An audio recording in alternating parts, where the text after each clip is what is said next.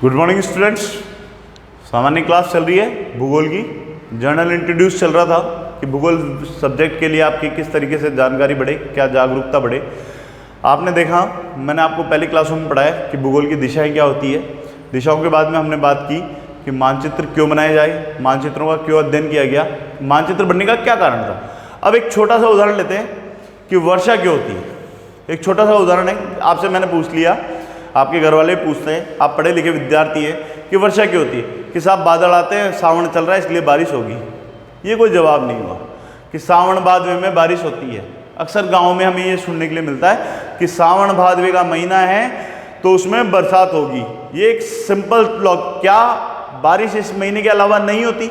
आपके सामने उदाहरण है, जून जुलाई में बारिश हुई है, स्टार्टिंग के महीने में भी बारिश हुई है, और आपको पता है सर्दी में भी बारिश होती है जिसे मावठ कहते हैं। तो इसका कोई तर्कपूर्वक आंसर दीजिए कि बारिश क्यों होती है, वर्षा क्यों होती है, वर्षा होने का क्या कारण है। इस सब्जेक्ट को, इस टॉपिक को समझने के लिए आपके दिमाग में होना चाहिए कि साहब हमने ये टॉपिक क्यों छेड़ा, कि साहब बारिश क्यों होती है, भारत में क्यों होती है, भारत में सर्वाधिक, आपसे 10वीं में आया होगा, भारत में सर्वाधिक वर्षा कहाँ होती है, तो आप फटाफट लिखते हो मौसम राम चेरापूंजी। भारत में सबसे कम वर्षा कहाँ होती है, जैसलमेर राजस्थान। ये फटाफट जीके के क्वेश्चन, जीके के क्वेश्चन है, सर्वाधिक वर्षा वाला स्थान भारत में मौसम राम चेरापूंजी। आप फटाफट लिख देते हो, सबसे कम वर्षा वाला स्थान जैसलमेर राजस्थान। क्यों ये शब्द जो क्यों है, इसका बताइए आप कि क्या कारण है कि ऐसी समस्याएं देखने के लिए मिलती है, क्यों इस तरीके की समस्याएं देखने के लिए मिलती है। आज हम बात करते हैं उसी बारे में। देखिए बेटा, अगर हम बात करें भारत की, तो भारत में वर्षा दो कारणों से होती है। वर्षा के दो कारण हैं। पहला कारण है उत्तर पश्चिमी मानसून, उत्तर दक्षिण मानसून पहला। दूसरा जो कारण है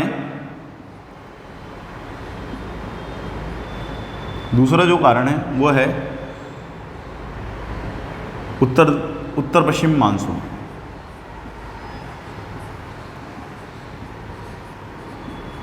इन दोनों वर्षाओं के कारण होती है। ये ग्रीष्मकालीन मानसून कहलाता है, ये ग्रीष्मकाल में होती है, और ये शीतकाल में होती है, जिसे आप मावठ कहते हैं। मावठ के नाम से जानते हैं शीतकाल में की जाने वाली वर्षा, जो आपके न्यू ईयर के आसपास अर्थात नवंबर दिसंबर में होती है। इस तरीके से भारत में दो वर्षाओं के कारण होते हैं। अब समझते हैं क्यों होती है, किस कारण होती है, किस लिए होती है, राजस्थान में कम और चेरापूंजी में अधिक क्यों होती है, उसका कारण समझते हैं। उसको समझने के लिए एक मैप बनाते हैं और मैप के आधार पर हम बात करते हैं किसकी, भारत में वर्षा। भारत में वर्षा,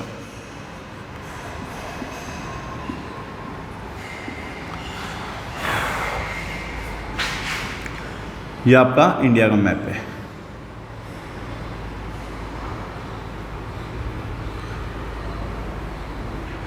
यह आपके इंडिया का मैप है, यह आपके राजस्थान है,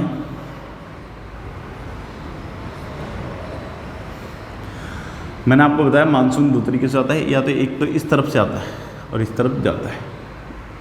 कौन सा? पश्चिम और उत्तर। एक आता है आपके यहाँ से चलता है दक्षिण से, यूँ चल के इधर जाता है, जिसे आप कहते हैं दक्षिण पश्चिमी मानसून के नाम से। ठीक है, अब बात करेंगे हम राजस्थान में वर्षा क्यों होती है, किस लिए होती है, किस कारण होती है, क्यों कम होती है, क्यों ज़्यादा होती है, उसके बारे में बात करें। देखिए बेटा, स्थल भाग से चलने वाली हवाएं जब शीतल भाग की तरफ चलती, समुद्र ठंडा है और स्थल भाग हमेशा गर्म रहता है। तो स्थल भाग जब गर्म रहता है तो उससे चलने वाली हवाएं यहाँ पर वाष्पीकरण करती है, और वाष्पीकरण करने से बनते हैं बादल। एक बार इस चीज़ को भी आप मैपिंग द्वारा समझ लीजिए कैसे। रिसाइकलिंग सिस्टम है ये भी, एक बार समझ लें। वर्षा चक्रण, वर्षा चक्र,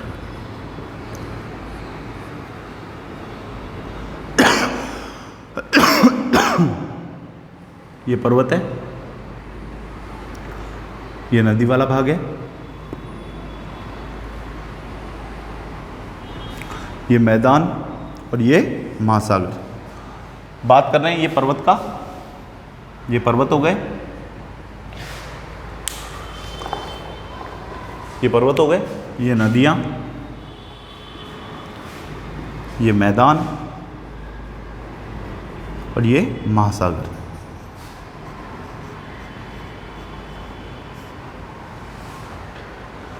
देखिए बेटा, वर्षा चक्र के बारे में देखेंगे। ये तो आपका हो गया पर्वत, पर्वतीय भाग, ये नदी वाला भाग, ये मैदानी भाग और ये महासागरीय भाग। देखेंगे कैसे।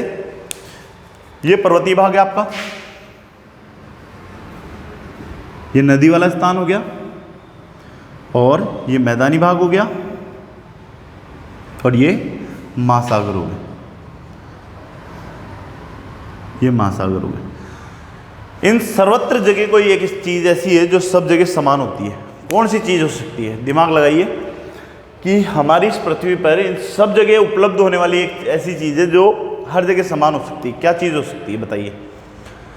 हर जगह समान मिलती है, कोई ऐसी जगह नहीं है जहां पे नहीं मिलती हो। सूर्य। क्या है? सूर्य का प्रकाश, सूर्य भगवान का प्रकाश सर्वत्र समान पड़ता है। मेरे घर पे भी उतना ही पड़ेगा जितना आपके घर पे पड़ रहा है, जितना आपके घर पे पड़ेगा। प्रभाव अलग अलग हो सकता है, कहीं पे इसका प्रभाव कम तो कहीं पे इसका प्रभाव ज़्यादा, कार्रवाई बराबर होगी। कैसे? जब ये पर्वतीय भाग पे गिरता है तो पर्वतीय भाग पे जमी होती है बर्फ, और वो बर्फ पिघल करके किस रूप में आती है? नदी के रूप में। और नदियों को काटते हुए वो बनाती है मैदान, और अंतिम समय में जाके गिरती है वो महासागरों में।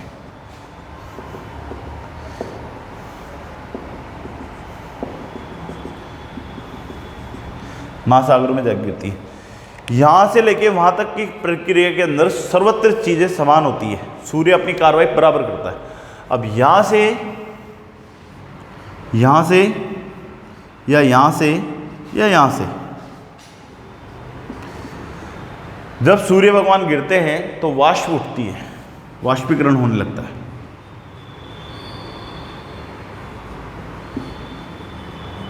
वाष्पीकरण होता है, और वाष्पीकरण एक सीमा के बाद जाकर किस रूप में आ जाता है? बादल के रूप में। और बादल किस रूप में आते हैं? वर्षा। ये कहलाता है वर्षा चक्र। और जब ये वर्षा वापस नीचे आती है तो वही प्रक्रिया वापस चलती है।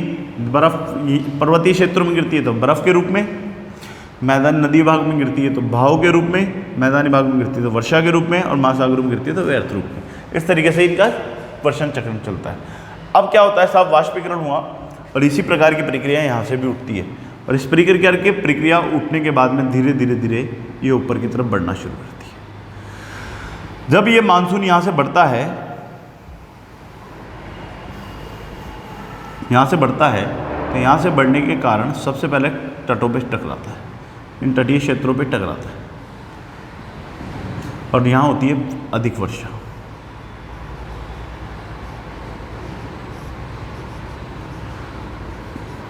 उदाहरण देखें, ये एक मकान है, मान लीजिए एक मकान है, इस पे यहाँ सीढ़ियाँ बनी हुई है ऊपर जाने के लिए। ये सीढ़ियाँ हैं ऊपर जाने के लिए। उदाहरण से समझिए, ये एक पानी की बाल्टी है और इसमें क्या भरा हुआ है? पानी। कहाँ तक भरा हुआ है? यहाँ तक, ऊपर तक, ठेठ। मैंने ये बाल्टी उठाई, एक विद्वान है जिसने इस बाल्टी को उठाया और उठा करके ऊपर की तरफ चढ़ रहा है। प्रत्येक सीढ़ी पर चढ़ते समय उसका पानी का लेवल कम होता चला जाएगा। ये पानी की बाल्टी ऊपर लेके गया और ऊपर ले जा करके जैसे जैसे सीढ़ियाँ चढ़ता जा रहा है, सीढ़ियाँ चढ़ने की वजह से इसका क्या हो रहा है? प्रत्येक सीढ़ी गीली होती जा रही है। उसका कारण, और जब तक वो यहाँ पहुँचता है तो क्या बाल्टी भरी हुई रहेगी पर कम, ये पानी का लेवल कम होता चला जाएगा। उसी प्रकार से जब ये बाल्टी यहाँ से मानसून के रूप में बढ़ती है और धीरे धीरे आगे की तरफ बढ़ती है तो बादल पहले मैदानी भागों से टकराते हैं, मैदानी भागों से तटीय भागों से टकराते हैं। तटीय भागों से टकराने के कारण धीरे धीरे धीरे धीरे धीरे धीरे ये बाल्टी खाली होती चली जाती है। और बाल्टी खाली होती चली जाती है, और बाल्टी खाली होने के बाद में ये राजस्थान में प्रवेश करती है।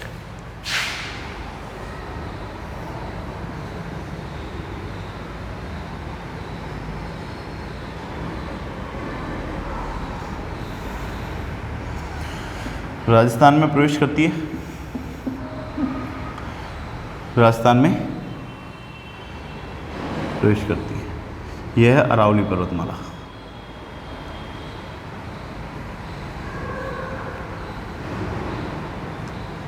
ठीक है, राजस्थान में इस जगह प्रवेश करती है। कौन से जिले में? बांसवाड़ा, उदयपुर, डूंगरपुर, चित्तौड़गढ़, इन जिलों में प्रवेश करती है। प्रवेश करने के कारण यहाँ से गई, यहाँ से राजस्थान में प्रवेश कर रही है। राजस्थान है आपका, इस जगह प्रवेश करती है। इस कारण इसको मानसून का प्रवेश द्वार भी कहते हैं।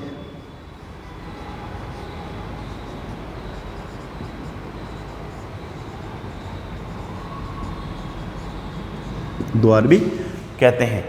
इस कारण ये यहाँ प्रवेश करती है। कमी तो यहाँ से होना शुरू हो जाती है, पर यहाँ पे ठीक होती है। फिर इसके आगे चलती है, जयपुर के आसपास आ गए आप। पूर्वी भाग में बारिश करता चलता है। अब जब ये अरावली पर्वतमाला के पास पहुंचता है तो बाल्टी करीब करीब खाली हो जाती है, और यहाँ पे है राजस्थान की सर्वोच्च चोटी, राजस्थान की सर्वोच्च शिखर। कौन सा है? गुरु शिखर। राजस्थान की सर्वोच्च चोटी है अरावली पर्वतमाला की गुरु शिखर। और जब इससे टकराती है तो बाल्टी करीब करीब खाली हो जाती है, पेंदे में पानी रहता है। इस वजह से इधर आगे वाले भाग में जब ये प्रवेश करती है तो यहाँ रह जाता है मरुस्थल, मरुस्थलीय भाग। और मरुस्थलीय भाग होने का कारण क्या है? यहाँ पे अरावली पर्वतमाला के कारण यहाँ वर्षा कम हो जाती है, और यहाँ रहती है 17 सेंटीमीटर, और यहाँ होती है आपके 110 से लेके 120 सेंटीमीटर तक। समझ में आया राजस्थान में वर्षा क्यों कम होती है, भारत में वर्षा क्यों कम होती है? समझेंगे एक बार दोबारा। देखिए बेटा, राजस्थान और भारत की बात करें तो राजस्थान और भारत में वर्षा कम होने का क्या कारण है? जब ये प्रक्रिया होती है, वर्षा पर्वतीय भाग, मैदानी भाग और नदी वाला भाग से होकर के वाष्पीकरण उठता है। वाष्पीकरण कुछ समय ऊपर जाने के बाद में किस रूप में परिवर्तित हो जाता है? बादल के रूप में परिवर्तित हो जाता है, और बादल किस रूप में नीचे आती है? वर्षा के रूप में नीचे आने लगती है। और इस तरीके की प्रक्रिया क्या कहलाती है? वर्षा चक्रण कहलाती है। ये आपके टॉपिक है, आप पढ़ेंगे। फिर उसके बाद में आगे बात करते हैं कि राजस्थान में कैसे, जब यहाँ से मानसून उठता है, किस जगह से? हिंद महासागर से। कौन से महासागर से उठ रहा है? हिंद महासागर। ये तो है अरब सागर, आपके अरब सागर, और ये है हिंद महासागर।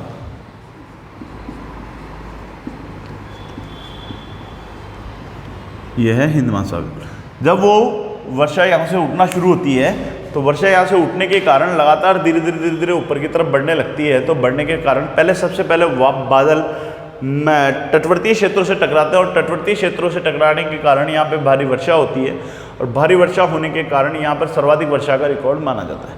इस तरीके से एक उदाहरण देखें, एक मकान है, उसके ऊपर सीढ़ियाँ जा रही है, और सीढ़ियों पे एक व्यक्ति को बाल्टी लेके पानी के ऊपर चढ़ना है। वो पानी की बाल्टी पूरी ऊपर तक भरी हुई है, और जैसे जैसे हम सीढ़ियाँ चढ़ते जाएंगे तो प्रत्येक सीढ़ी के ऊपर पानी गिरेगा। प्रत्येक सीढ़ी पर पानी गिरेगा तो उसका कारण क्या दिखेगा? आपको सीढ़ी गीली नजर आएगी।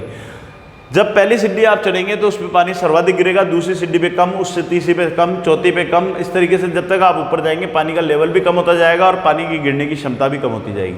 उसी तरीके से जब यहाँ से हिंद महासागर से ऊपर की तरफ उठता है तो सबसे पहले सीढ़ी पे ही बारिश ज़्यादा हो जाती है, क्योंकि तटवर्तीय क्षेत्र है, तो तटवर्तीय क्षेत्र होने के कारण बरसात ज़्यादा हो जाती है। और जब जैसे जैसे आगे की तरफ बढ़ता जाता है मानसून, वैसे वैसे इसके अंदर वर्षा की मात्रा कम होती जाती है।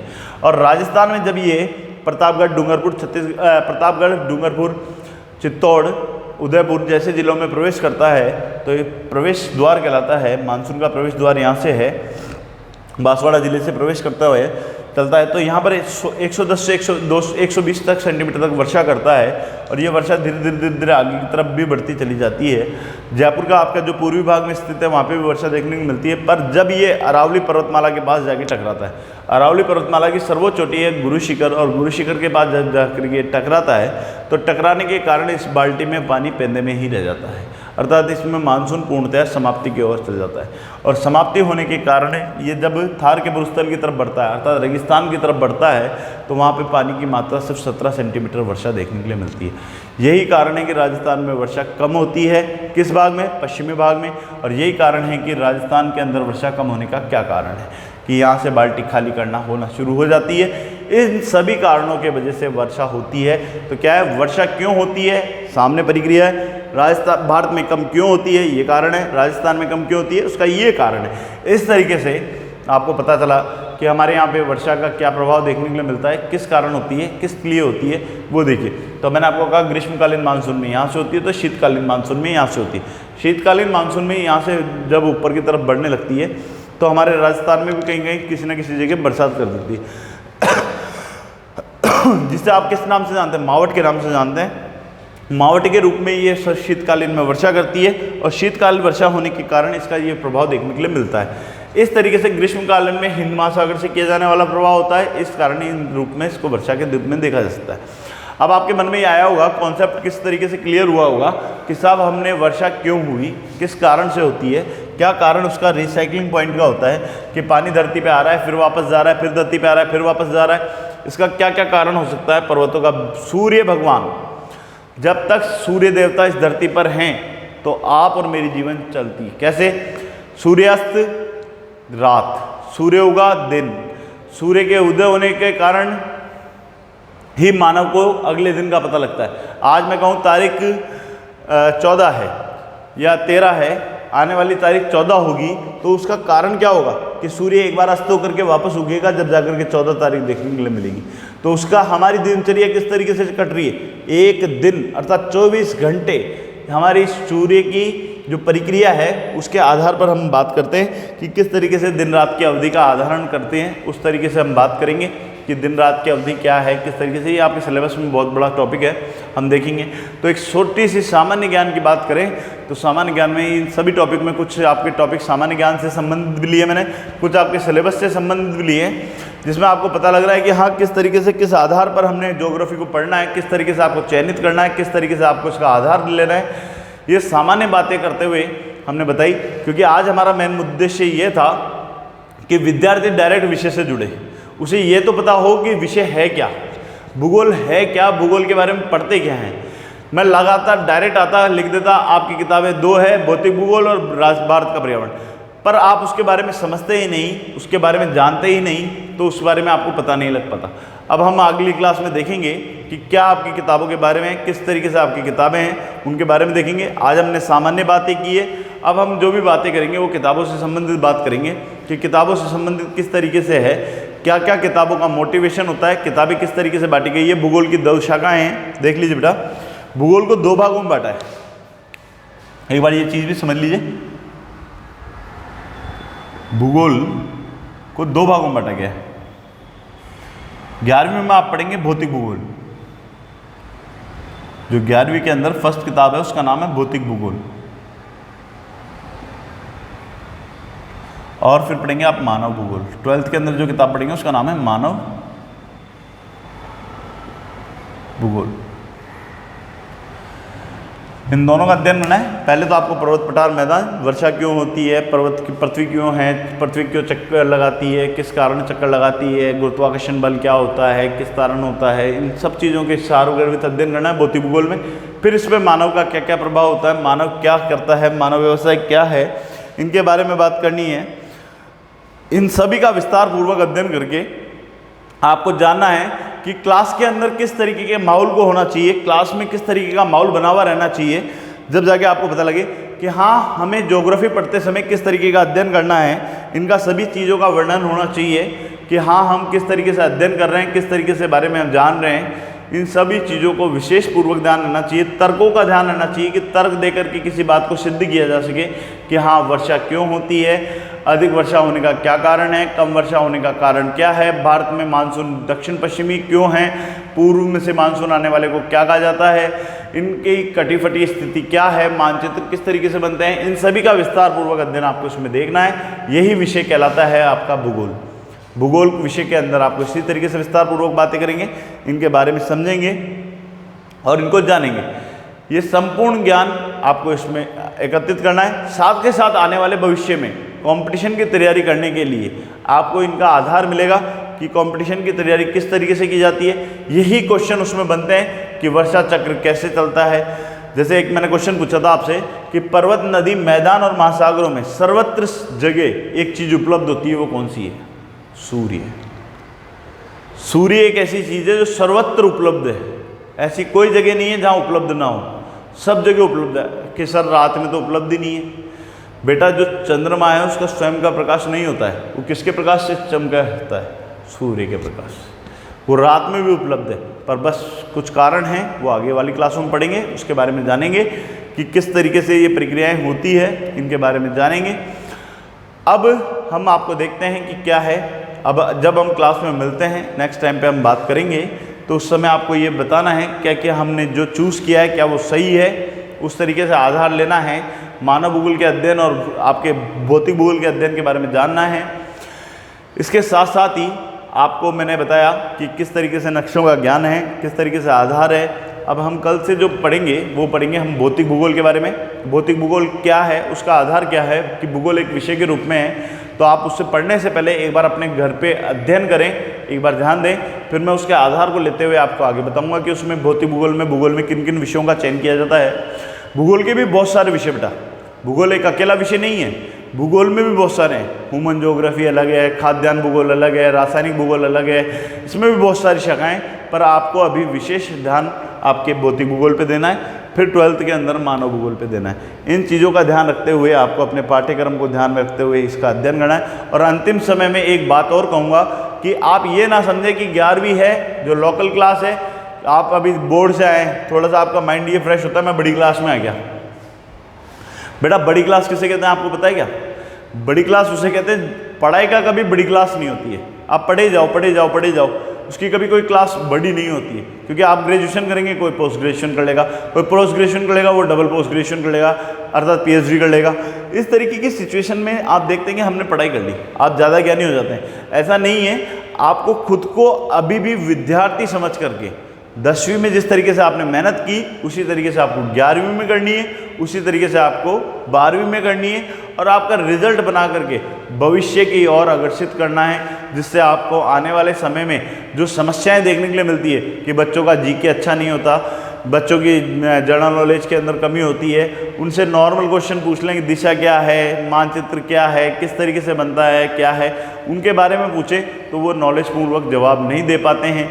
ये क्या है, आज एक ये सामान्य बातें हैं, इसमें पढ़ने संबंधित बातें नहीं है। एक छोटी सी बात है, आपने 10वीं 11वीं 12वीं में नक्शा भरा मान लीजिए, और मैंने उठा करके कभी आपके घर वालों ने उठा करके ये पूछ लिया बेटा मेरे को यहाँ से 4 धाम की यात्रा पे जाना है, किस दिशा का प्रयोग करूँ, कहाँ से जाऊँ? अगर आपको यही नहीं पता कि मैं किस दिशा में खड़ा हूँ और किस दिशा की तरफ जाना है, तो इसका कोई मतलब ही नहीं निकलता। इस वजह से आपको सामान्य व्यक्ति होते हुए भी और एक खेतीहर व्यक्ति होते हुए भी, क्योंकि इसमें आपको एग्रीकल्चर के बारे में पढ़ेंगे, आप एग्रीकल्चर के बारे में भी है, हम गांव से बिलोंग करते हैं बेटा, मध्यम परिवार के व्यक्ति हैं। इन छोटी छोटी चीज़ों को देख करके ही आपके आगे की नॉलेज पकती है। इसलिए भूगोल एक साधारण विषय ना हो करके इससे सर्वव्यापी विषय भी कहा जा सकता है, क्योंकि इसमें साइंस भी है, कॉमर्स भी है और आर्ट्स भी है। इस वजह से इनका सबका मिश्रण है। ऐसा नहीं कि इसमें मैथमेटिकल क्वेश्चन नहीं है, इसमें मैथमेटिकल क्वेश्चन भी आपको मिलेंगे 12th के अंदर। 1-2 क्वेश्चन मैथमेटिकल आते हैं, नॉर्मल क्वेश्चन होते हैं, हाँ उनके लेवल के नहीं होते हैं, पर हाँ होते हैं, तो कॉमर्स का पार्ट तो है ही, ठीक है। साइंस तर्क अभी आपके सामने है, तो साइंस का पार्ट है, और आर्ट्स में आप पढ़ ही रहे हैं। तो इस तरीके के आधारों को ध्यान में रखते हुए आप अपने विषय का चयन करें। जल्दी से जल्द प्रत्येक विद्यार्थी से मैं निवेदन करूंगा कि उन्हें जिस तरफ से अपनी कर्मठता मिल रही है, जो विद्यार्थी 10वीं पास करके 11वीं में आए हैं, वह अपने सब्जेक्ट का चयन करके रुचिकर तरीके से पढ़ें, नोट्स अपनी कॉपी में नोट डाउन करते रहें, लगातार अपने विषय को जानकारी लेते रहें। और उसके साथ साथ आप घर पे भी, ये नहीं कि हमने पढ़ा दिया, आपने नोट सुन लिए या वीडियो सुन लिया। देखिए बेटा, कभी कभी क्या होता है, जो दिखता है, जो बताया जाता है, वो उनको तो आपको आधार ग्रहण करना ही है, पर आप जब तक खुद की तैयारी नहीं करेंगे तो आपको बेनिफिट नहीं मिलेगा। और ये समय ऐसा समय है जहाँ पे सभी व्यक्तियों को अपना अपना पूरा देना चाहिए, 100% देना चाहिए। इस समय को देख करके अगर जैसे हम 100% किसी न किसी तरीके से आपको ऑफलाइन क्लास, ऑनलाइन क्लास के माध्यम से पढ़ा रहे हैं, तो आप लोग भी विद्यार्थियों से हम ये उम्मीद करते हैं कि वो प्रत्येक बच्चा जो हमारे द्वारा दिया गया ज्ञान है वो उनको सर्वघोषित करे और अपने द्वारा घर पे भी उसे पूर्णतया ग्रहण करे, जब जाके हमारा पढ़ाना सफल होगा और आपका पढ़ना सफल होगा। इसका सबसे बड़ा उदाहरण आपके सामने है कि प्रत्येक बच्चा पढ़ता है। अभी आपके ज्योग्राफी में आपके स्कूल से भी 100 में से 100 मार्क्स आए, तो उसका कारण क्या है? उसको पढ़ाना 1 घंटे की क्लास के अंदर फिर भी वो घर जाके पढ़ रहा है बंदा, तो उसका सबसे बड़ा कारण होता है वो जब 100 में से 100 मार्क्स लाता है, कहीं ना कहीं उसने मार्क्स की ग्रेड बढ़ाई है।